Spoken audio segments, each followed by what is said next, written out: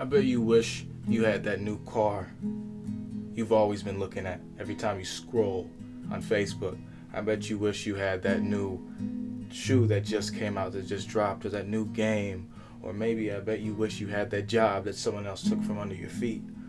Or I bet you wish you had the grades that that kid next to you has.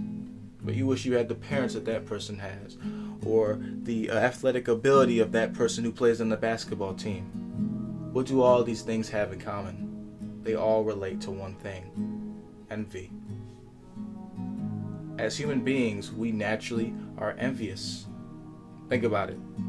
If people want to come from the idea of a survival instinct, I want what you have, is natural.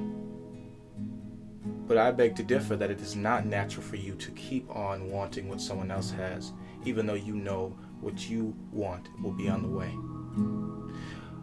A nice quote that I just learned, and it pertains to this pretty well, is, don't let your food get cold staring at another person's plate.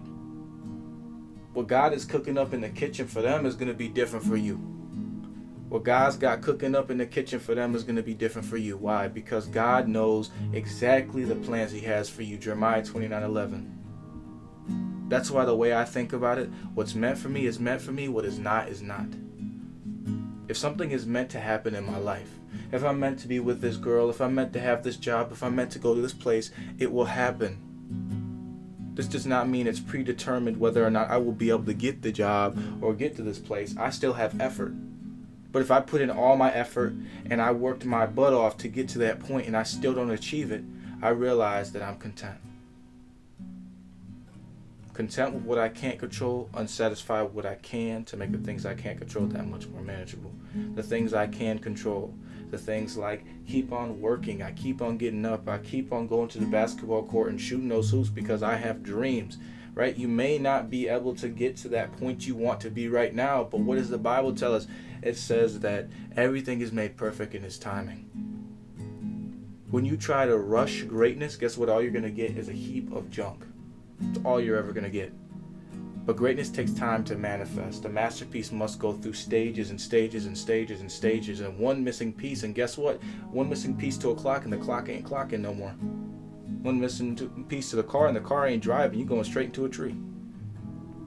All these things are necessary for a mechanism to work. And without the ability to understand that other people have what they have, and you have what you have, it's hard.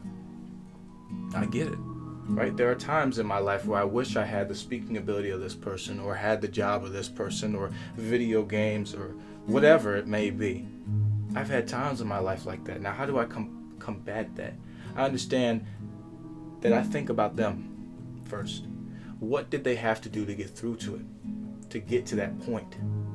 And now I think about, modern day media, and this has really made us kind of warp our mind and start thinking of different things and stuff like that. Like now we be scrolling on Instagram and we can see everybody's got the newest car, the newest shoes. Look at them. They got a $4 billion business as a 12-year-old. Like, bro, where are you getting this money from? And let me know how to do it. Some of these people out here, they got all these things, and you're like, look at my life. These people look like they got it all together. But look at me. I'm still 21 and I'm living with my parents. I still don't got a job and I just turned 18. I'm about to go to the military, but I don't know if I'm going to pass school. I'm not even sure what I'm going to do with my life. I don't know if my goals are going to happen. I don't know where my next meal is going to come from.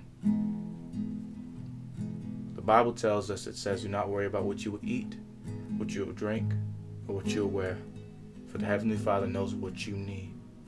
But seek ye first the kingdom of heaven, and all His righteousness, and these things shall be added on. So God promises us, when we seek Him out, He will bring everything else with. There's no need to fret, to sweat over what's going to happen. He'll bring those things to you. Because He says those who endure to the end will be saved. You endure through all these trials and tribulations that come your way, and that God will give it to you. The problem with looking at other people's lives a lot of times is we want the reward without the progress to go and get it. Let's be honest, these reels and these TikToks and all these things. I mean, TikTok's getting banned, so you ain't gotta worry about that much longer. But we look at all these things, and it's really hard to want to get up and do those things. To want to get up and get the newest car. Or maybe you've been working very hard to get to these things, but it just seems like it's so far away. I tell you right now, no matter how much money someone makes, no matter how good looking they look, no matter how much shoes they got in their freaking back closet, whatever, everybody struggles. It doesn't matter how much money you make. Think about all the people who, end it because money isn't enough to solve their problems. It solves some, but not all. You might think, I just need that, I just need this, I just need that. You need what you need now. I'm not where I want to be, but I'm thankful to God that I'm not where I used to be. That's the mindset you got to have. And hope for better things. Of course, you can have desires, you can have ambition, but when does ambition become dangerous? When it's about me and not about how can I give back to God? When it's about how can I get better than this person, not how can I give back to God. When it's about how can I use this and use this person in order to get what I want, instead of how can I be used by God to give back to his people. And envy is rooted in pride. I want everything in my hands right now. But I tell you right now, you can have everything in the world, just not all at once. You can have the best paying job, but it's going to take you some time to get there. You can have a nice car, but it's going to take you some time to get that paycheck from that best paying job.